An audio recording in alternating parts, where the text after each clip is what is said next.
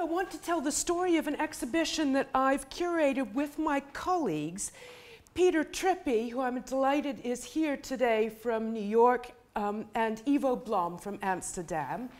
And the three museum venues pictured here, the Fries Museum in Leeuwarden, the Belvedere in Vienna, and Leighton House Museum here in London, where the exhibition will be on display from the 7th of July to the 29th of October this year.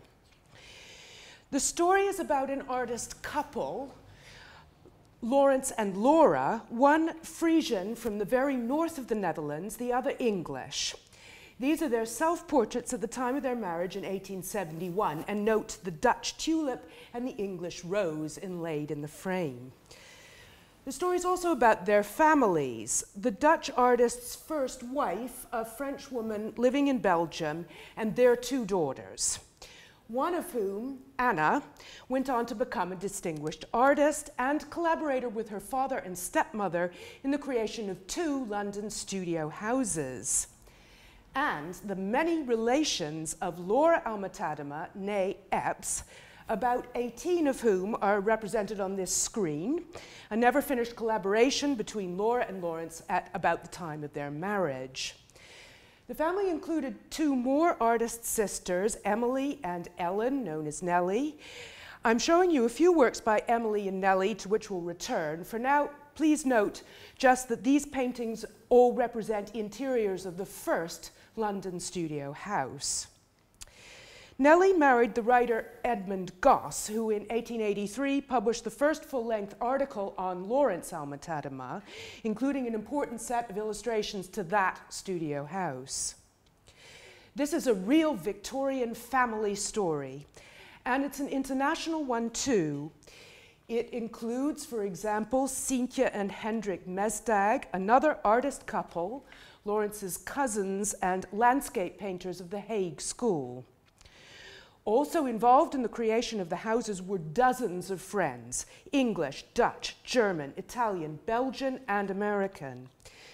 This display from the exhibition recreates the wall of a room in the second studio house where panels painted by artist friends were displayed. We'll come back to this, but you may be able to spot the works of Frederick Leighton and John Singer Sargent.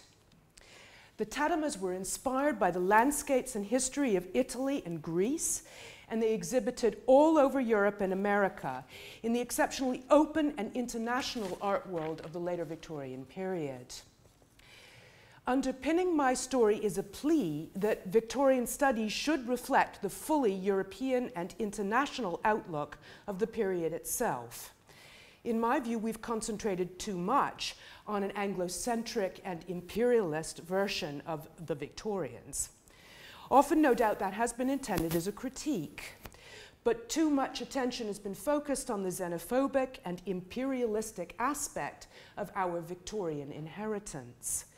We also need histories that tell us about the other aspects of the period, how the arts and letters flourished amidst constant and abundant international contact, how that generated wealth, prosperity, scientific and technical innovation, and above all, great art.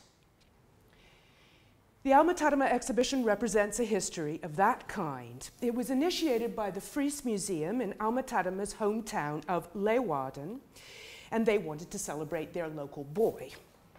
But they also wanted to tell a new story about him.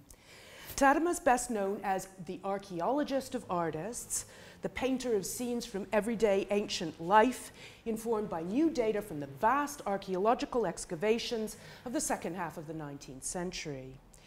We didn't want to neglect that story, but we wanted to avoid a simplistic presentation of Tadema's pictures as merely Victorians in togas. We started with some germs of ideas that at first seemed rather random and oddly assorted. Thanks to a generous benefactor, the Fries Museum has, which is Friesland's historical museum, has a brand new building with glamorous cinema facilities. And the curators there were interested in exploring the influence that Tadema's paintings were known to have had on both European cinema and Hollywood, but which had never been properly researched. The museum also had a bequest from the Tadema daughters, which included numerous items from the family's 2 London studio houses. That chimed with a growing interest among curators and art historians in looking at the artist's studio as an environment or laboratory for art making. And again, it had always been known that Tadema's second wife, Laura Theresa Epps, was a practicing artist in her own right, but it was only with the rise of feminist art history that this started to seem important. From these disparate germs, some intriguing questions started to emerge. What if the studio houses were not just signs of the wealth and success of the male artist, Lawrence Alma-Tadema? What if they could be described more intriguingly as collaborations between Laura and Lawrence Alma-Tadema that resulted not so much in luxury houses as in total works of art, 3-dimensional spaces for art making and artistic experience? And what if it was that approach to lived experience, being surrounded by and moving through and living in an artistic space, that was inspirational for the creators of early cinema? So, we had the sense that we had a new story to tell, but how to realize it in the exhibition space?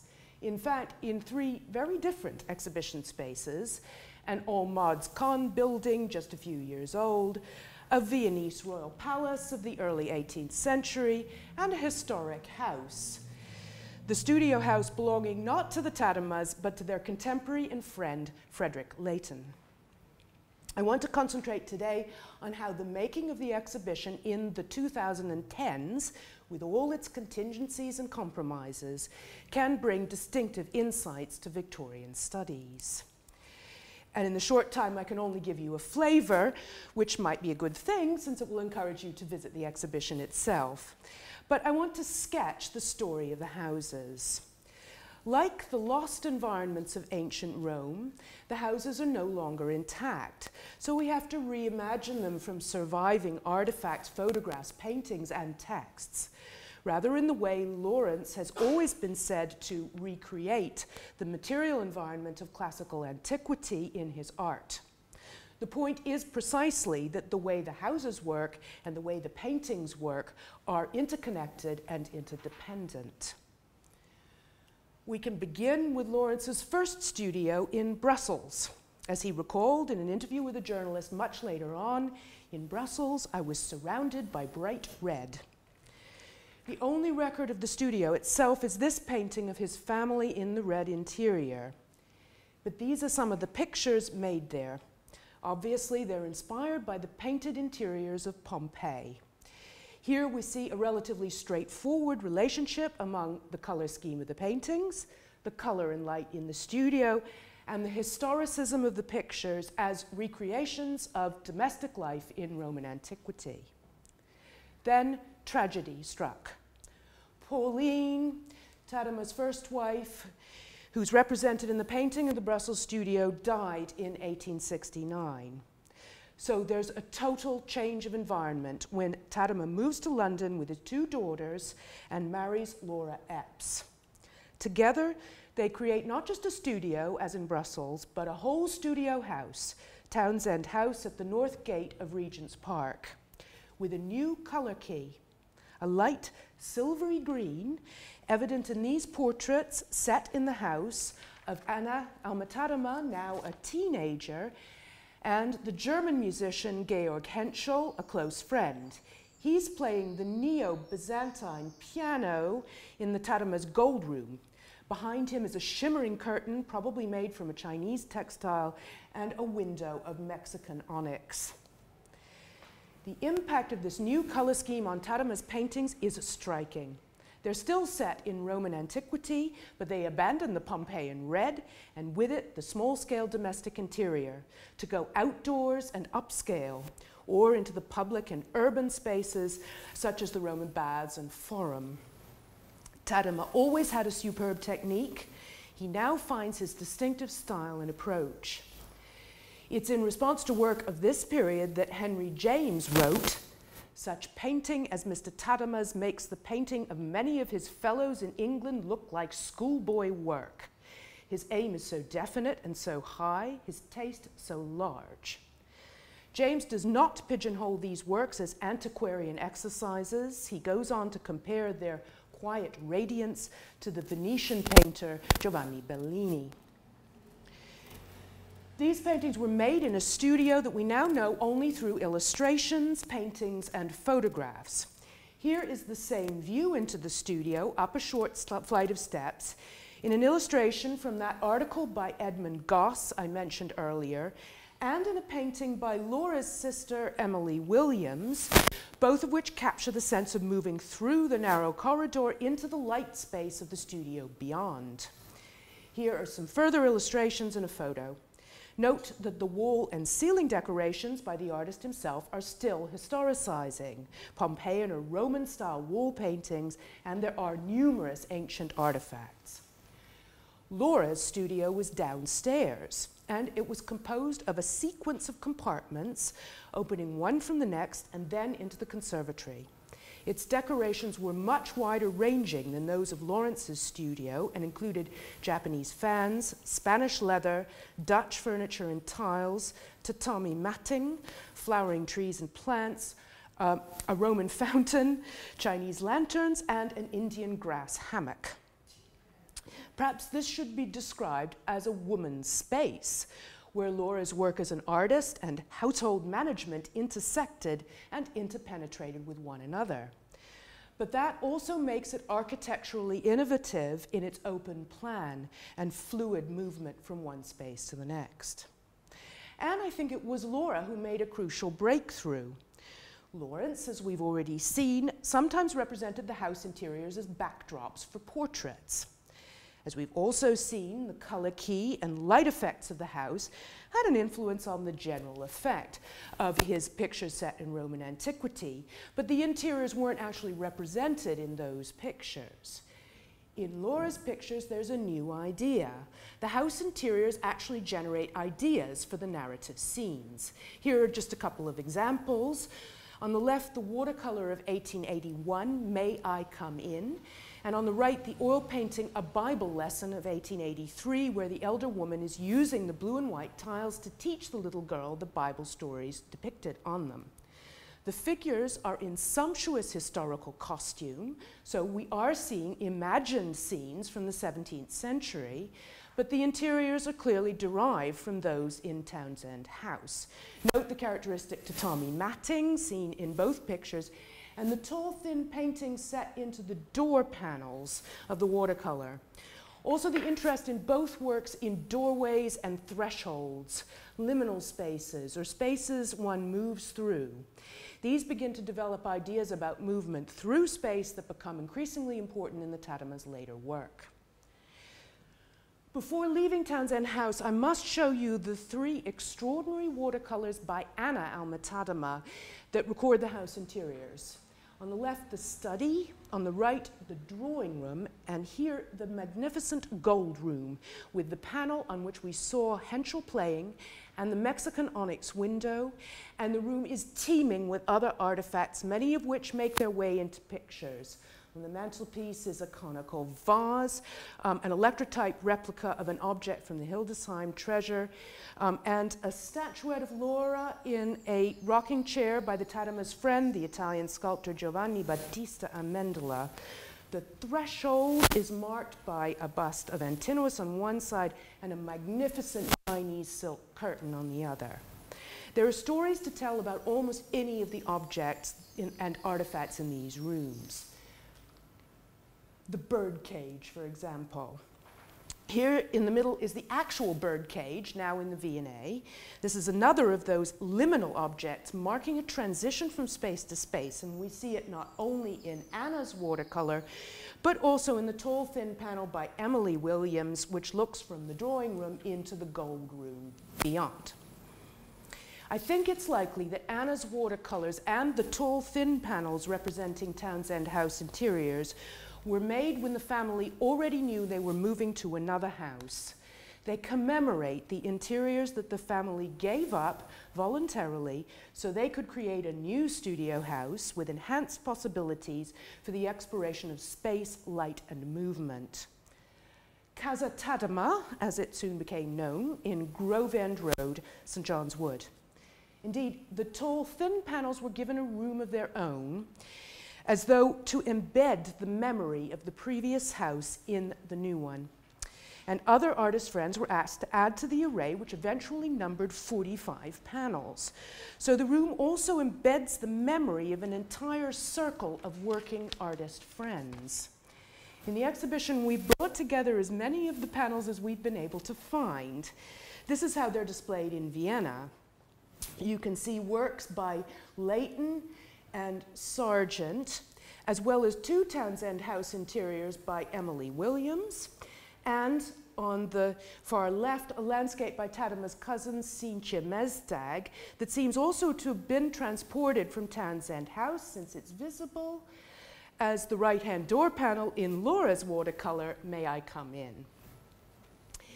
Even more than the first studio house, Alma-Tadema was signed all over and in various ways by the artists who created it, including by inserting their initials everywhere. Previous scholars have often noted the initials LAT and commented on how insistently they inscribed the identity of Lawrence Alma-Tadema on the surfaces of the house. It seems amazing, but no one noticed that Laura Alma-Tadema also had the initials LAT. When you see the initials, you're seeing both artists intertwined, and they are indeed everywhere, on the walls, in the garden, on the furniture.